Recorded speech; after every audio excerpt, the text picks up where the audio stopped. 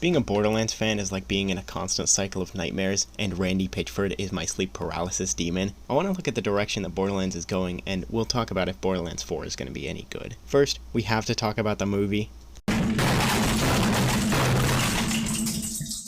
I know we all took our frustrations out on Gearbox like drunken fathers, but the movie wasn't as bad as people say it was. And I can hear people telling me I'm off the copium already.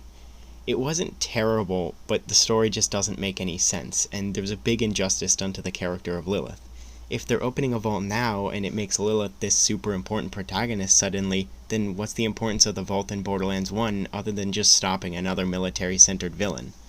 I don't think Roland, Krieg, and Tina were any bad. I feel like they were portrayed just fine. The glaring issues lie in Lilith, who comes off like she's just arrogant and rude rather than being a strong leader or a protagonist, and Claptrap. Jack Black has made this the worst casting of his career, and it's just not even close. His voice is genuinely awful for Claptrap, and it makes the character unbearable. I know that people are just gonna say, oh, well, he's supposed to be annoying.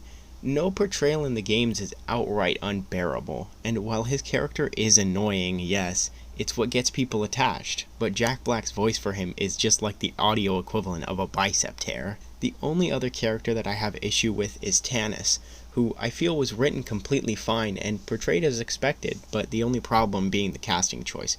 Lilith and Tannis just aren't that old. The Gearbox executives calling this a success and a great movie, however, is literally delusional. I could be the biggest Borderlands meat rider on the planet and still wouldn't say this movie was a success. What we wanted was a movie adaptation of the stories that we already have, not a new one that just complicates things for us. And I feel like people don't truly hate the movie, but they're just disappointed that this is what Gearbox thinks that we want.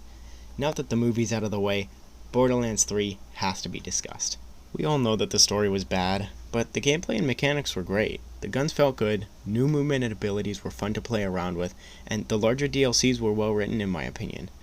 There have been issues in the past with dedicated drops and such supposedly being disliked by the devs, but I felt that the loot system was fine in 3. I never personally experienced too many issues, and I like the concept of mayhem mode, but I think it can be improved upon.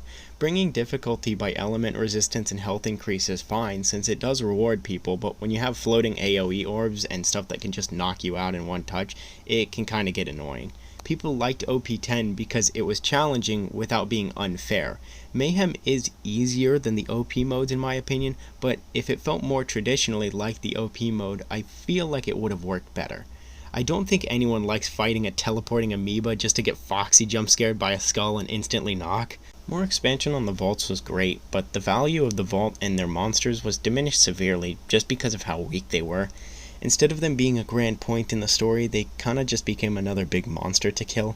I understand that the other vault monsters in the games were just like that, but it'd be nice to have one as an invincible so there's at least some more post-playthrough content. When the one invincible is locked behind a Destiny raid instead of an actual DLC, it's just disappointing. I might be the only one here who thinks this, but as a Borderlands player, I don't want to play Destiny, so it just doesn't make sense that they make a DLC that just mirrors the competition. I feel like I know Borderlands 4 is going to play really well, but I'm just as worried that it's going to have a lackluster story as the catch. I hate that Gearbox just has this abusive relationship with everyone where we get one of the best villains ever in gaming and then all we get for a sequel is a black eye for talking back. I know that Gearbox has the capability of writing a great villain again, but with the direction that they took for the movie, I don't think that's going to happen. For now we can hold out because there is a huge potential for it to be great, but I'm not going to sugarcoat it and tell you everything's okay. Some creators might be hyping it up, but there's a significant chance that this game is going to be awful. I don't like to talk down on the franchise because I got attached to it in the first place. It feels like yelling at a puppy for doing something wrong, but Gearbox just hasn't been treating us well recently. The most I can say is that I truly want the game to be good, but I'm not going to be surprised if Gearbox messes it up. That's all I got for today, and if you enjoyed this, like and subscribe, and you can check out my other content as well. I've got plenty of other Borderlands videos. I'll see you guys later.